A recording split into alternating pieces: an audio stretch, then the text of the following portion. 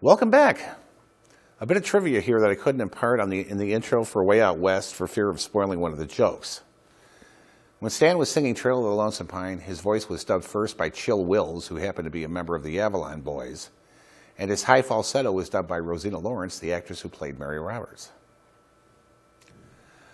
Our next movie is 1940's Beyond Tomorrow, directed by A. Edward Sutherland. Beyond Tomorrow, also known as Beyond Christmas, concerns three wealthy engineers, George Melton, Alan Chadwick, and Michael O'Brien, who are close friends and live together in a palatial townhouse in New York City, along with their faithful housekeeper, Tanya, and their equally faithful butler, Joseph. All five of these characters have their own backstories. George had something he did in the past on his conscience. Alan served in a British regiment in India. Michael is your typical blithe Irish spirit. And both Tanya and Joseph are Russian refugees from the end of the Romanov era. They plan a big holiday dinner, but their guests cancel at the last minute. George feels sure that the guests canceled because of his past, but Michael poo-poos that idea and comes up with a plan. Each of them will take a wallet, put $10 in it along with a business card, drop it on the street in front of their townhouse, and whoever returns it is invited to the Christmas dinner. Now, $10 might not seem like a lot of money these days, but in 1940, it was equivalent to $167, and a dollar went a lot farther then than it does now. One wallet isn't returned, but two of them are, and the three old gentlemen take such a liking to the young man and woman that return the wallets that they kind of adopt the couple. In addition, a romance blossoms between the two young people, and the old codgers are happy that their experiment is having such pleasing results. You know what? I don't want to tell you any more about this movie because I don't want to spoil it. What I will tell you is that Beyond Tomorrow is an absolutely charming, lovely movie that's a real pleasure to watch. The cast is excellent and the story is heartwarming, just as a Christmas movie should be. This is definitely going into the rotation of movies I watch every year. I have a good number of bios to get through here, so I'd best get started. Harry Carey was born Harry DeWitt Carey II on January 16, 1878 in the Bronx, New York. The son of a prominent lawyer who was also the president of a sewing machine company, he had a love of horses instilled in him as a young boy. He received an appointment to West Point, but passed it up to go on the stage, appearing briefly as an actor in a stock company. After this, he returned to college to study law at New York University, but his education was interrupted when he was involved in a boating accident and came down with a severe case of pneumonia.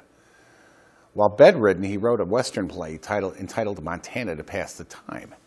He decided to produce and star in the play himself, and it was a huge hit. He toured with the show for 3 years, making a tidy amount of money in the process, but his next play, A Tale of the Klondike, entitled Heart of Alaska, was a flop and he ended up broke. He turned to movies, which at that time were headquartered in New York. His first credited role was in a 1909 short entitled Bill Sharkey's Last Game, and he went on to star in 267 films between then and 1948, mostly westerns. He had a physical mannerism he did quite often, which was to grab his left arm below the elbow like this, as if restraining himself. Carey always strived for realism in his movies as opposed to Tom Mix or William S. Hart, two of his contemporaries. He became a huge star, appearing in hundreds of westerns over the next decade. But his career hit a snag when Louis B. Mayer, the head of MGM, blackballed Carey for supporting an actress who filed a lawsuit against the studio.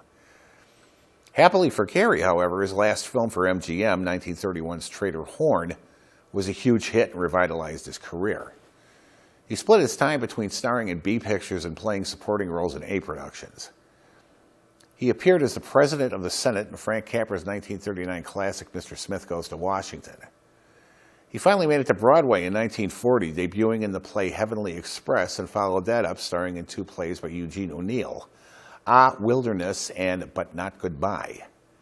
At the age of 65, he appeared in 1943's Air Force, directed by Howard Hawks, and Alfred Hitchcock wanted him to play the head of the Nazi cabal in 1942's Saboteur, but Carey's wife, Olive, talked him out of taking the part. Carey was at that time pretty much an American icon, and Olive argued correctly, I think, that audiences would not accept him in the role. In 1941, he appeared in The Shepherd of the Hills, co-starring for the first time with John Wayne. Wayne idolized Carey, having grown up watching him on the screen, and the two bonded, Wayne becoming part of Carey's extended family. In 1948, Carey, his son Harry Carey Jr., dubbed Dobe by his father, and Wayne appeared on-screen together in the Howard Hawks classic Red River. He did a number of movies afterwards, but he was an ill man. He developed emphysema after years of smoking and died of that and cancer on December 21st, 1947. More than 1,000 people turned out for his interment, and John Ford dedicated his 1948 remake of his 1919 film that had starred Carey, Three Godfathers, to the actor's memory. John Wayne paid a more personal tribute to Carey when, in the final shot of 1956's The Searchers, he struck Carey's famous pose outside the door of the cabin. Olive Carey was in the movie and on the set when Wayne did that unscripted gesture and burst into tears at the tribute. Charles Aubrey Smith was born on July 21st, 1863 in London, England. After graduation from Cambridge University, he embarked on a stage career and entered movies some 20 years later. He had a fair career in the silence, but his age worked against him, and his star, such as it was, quietly faded until that advent of sound, at which time he truly became a name, if not a star. His height, looks, and dignified bearing made him an in-demand character actor. He was awarded the Order of the British Empire in 1938 and knighted in 1944. He worked until the day he died of pneumonia on December 20th, 1948 in Los Angeles, California. Incidentally, if any of you out there were fans of the cartoon Tennessee Tuxedo and His Friends, the character of Commander McBragg was designed after C. Aubrey Smith. Charles Winninger was born on May 26, 1884 in Athens, Wisconsin. Born into a showbiz family, he left school at 8 years old to join his family's traveling vaudeville show, the Winninger Family Concert Company. After his parents retired, he and his brothers played in various stock and repertory companies before he began appearing in silent films. He eventually found himself on Broadway, appearing in many shows and enjoying steady success, eventually hitting it big when he originated the role of Cap'n Andy in the original Broadway production of Showboat. With the advent of sound, he began appearing in movies, alternating them with stage work. Some of the films he appeared in were 1930's From Soup to Nuts with Ted Healy and the Three Stooges, 1936's Showboat, in which he recreated his Cap'n Andy character for film, 1937's Nothing Sacred, and 1939's Destry Rides Again, among many others. In the 1950s, he did mostly TV work and retired after playing Santa Claus in 1960's The Miracle of the White Reindeer. Charles Winninger died after an extended illness on January 27, 1969 in Palm Springs, California. Maria Alexeyevna Osmanskaya was born on July 29, 1876 in Tula, Russian Empire. She studied singing and acting in Moscow. After learning her craft and touring the provinces, she then joined the Moscow Art Theater, being directed by Konstantin Stanislavski, becoming a firm adherent to the method school of acting Stanislavski invented.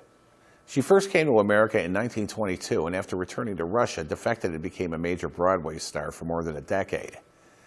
After founding the School of Dramatic Arts in 1929, she appeared in her first movie, 1936's Dodsworth, mainly to make money to keep the school going. Movies turned out to be a career worth pursuing, and she was a well-known and well-loved character actress for a good number of years. She had a rather aristocratic way about her, and was a fervent believer in astrology, something that drove her directors to distraction.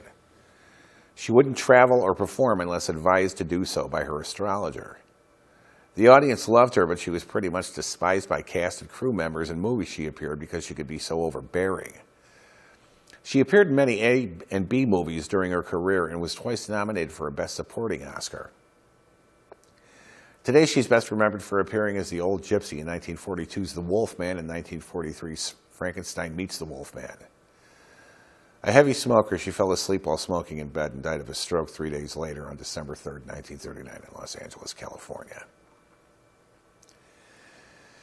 Beyond Tomorrow is kind of an odd movie. Parts of it are a bit darker than the usual Christmas movie, but the message of hope and redemption are strong and life-affirming, and the acting, as I said before, is excellent. I just hope it'll make up for the next movie I'm going to show. So right now, sit back, relax, and enjoy Beyond Tomorrow, right here on Cleveland Classic Cinema.